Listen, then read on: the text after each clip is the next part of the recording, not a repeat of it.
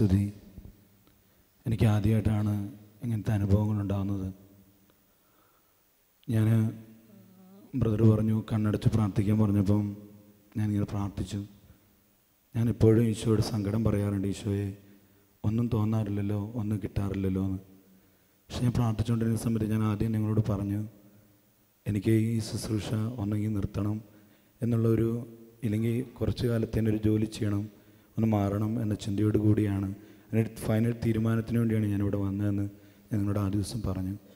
പ്രിയമുള്ളവരെ, ഈ നിമിഷം ഞാൻ പ്രാർത്ഥിച്ചുകൊണ്ടിരുന്ന സമയത്ത് എന്നോട് ഈശോ ഇങ്ങനെ സംസാരിക്കുന്നത് പോലെ ഒരു ചെറിയൊരു തോന്നൽ, നീ എൻ്റേതാണ്, ഞാൻ നിന്നെ പേര് ചൊല്ലി വിളിച്ചിരിക്കുന്നു, ആ ഒരു വലിയ ബോധ്യം തോന്നി.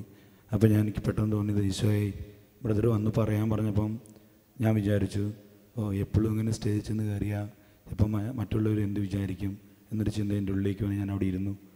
പക്ഷേ ആ ഒരു 2 നിമിഷം ഈശോയോട് കൂടി ഇരുന്നപ്പം കിട്ടിയൊരു അനുഭവം, ഒരു ഏകാന്തത, വലിയൊരു സ്നേഹം, ഒന്നിനെക്കുറിച്ചും ചിന്തിക്കാതെ ഇങ്ങനെ ഈശോയിൽ മാത്രം ലയിച്ചിരിക്കുന്ന ഒരു ചെറിയ അനുഭവം. വലുത് ചെറുതല്ല, എന്നെ സംബന്ധിച്ചത് വലുതാണ്, ഒരു വലിയ അനുഭവം. അതിനുശേഷം ഞാൻ അവിടെ ഇരുന്നു.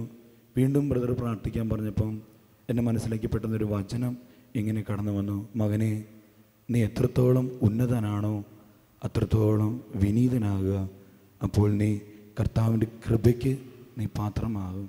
അങ്ങനെ ഒരു ദൈവസ്വരം എനിക്ക് ഈശോ തന്നെ അനുഗ്രഹിച്ചു.